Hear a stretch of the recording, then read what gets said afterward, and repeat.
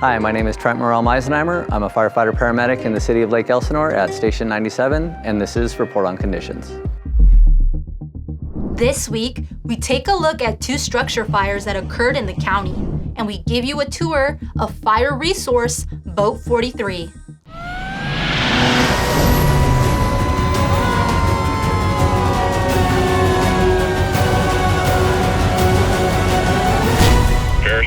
Engine 1 with report on conditions.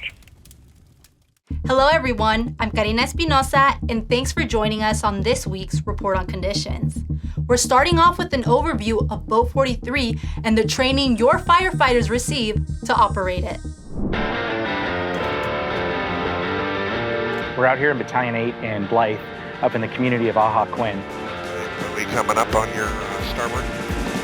And we're working on Riverside County Fire Department's first rescue boat operations large vessel. What you see is the fire department's newest asset for performing water rescues, as well as firefighting along the Colorado River. This section of the river specifically, Battalion 8, there's 77 miles of navigable waterway that we're responsible for as the fire department. So something that we're looking forward to during this training is getting the sets and reps for our new boat operators. There's a lot of technology on it, but it's one piece of a complex puzzle out here. This is just one asset that is at the fire department's disposal. We also have the rescue personal watercraft, as well as our inflatable rigid boat, which are much smaller and then use a 30 horsepower motor. And then we have the inflatable rescue rafts as well. A combination of all of those assets at our disposal, we can achieve any type of rescue or firefighting mission along the Colorado River. So takeaways of what the trainees are experiencing is actually quite a bit. So when you think about it, not only are they learning how to drive a boat safely, but also follow all of the laws that are from the regulatory agency. So you have the U.S. Coast Guard as kind of the parent organization, and that trickles all the way down through the local sheriff's department. So the trainees this week are getting brought up to speed on all of those different technologies that help keep not only the operator safe, but the watercraft safe as well. So I think the favorite training is just getting the boat on the water. This has been years in the making. This is the first apparatus that was specifically designed for the fire department, for the mission that we do.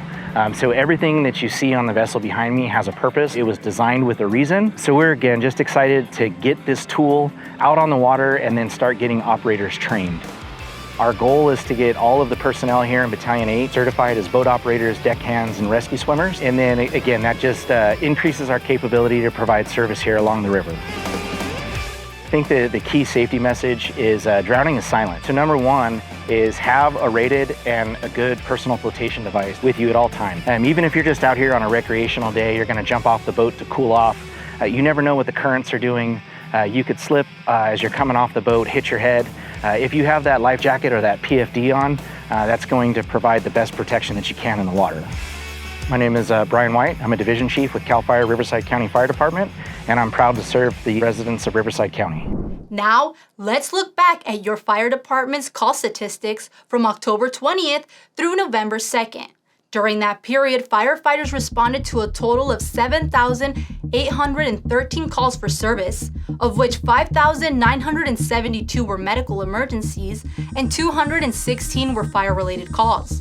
Let's take a look at a few of those calls in more detail. On Saturday, October 25th, firefighters responded to a multi-vehicle traffic collision that occurred on Bundy Canyon Road and Oak Circle Drive in Wildomar. As the first engine arrived on scene, they reported a 5-vehicle collision with 1 vehicle rolled over. The firefighters quickly determined that there were 6 patients who required care. All 6 patients were transported to the hospital for further treatment with injuries ranging from minor to critical. Bundy Canyon Road was closed for approximately 1 hour so the roadway could be cleaned up, and the investigation was turned over to the Riverside County Sheriff's Office. On Sunday, October 26, at around 8 p.m., dispatchers received a 911 call reporting a house on fire in the 24,600 block of Pajaro Road in unincorporated Temecula.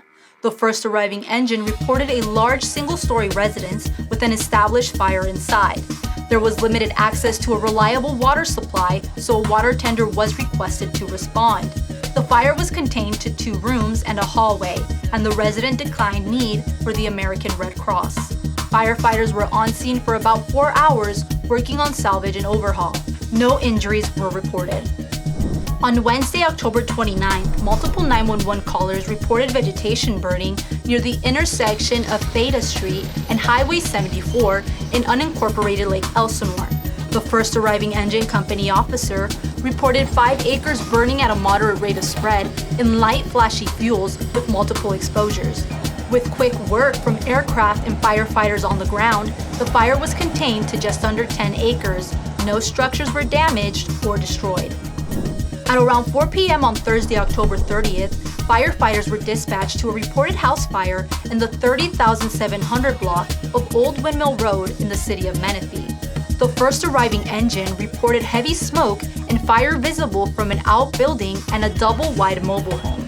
Firefighters went into rescue mode due to reports of a person possibly trapped inside the structure, but thankfully, no occupants were found inside.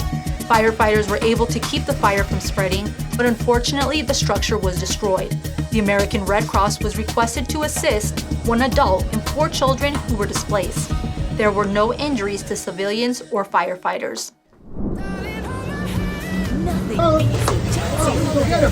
And right now, you can save up to £240 for a family of 4. Don't miss out. Book now with Jet2 Holidays. Remember to Package throw, holidays you can don't trust. go. With October behind us, let's take this time to acknowledge newly promoted employees as well as retirements. Congratulations, everyone!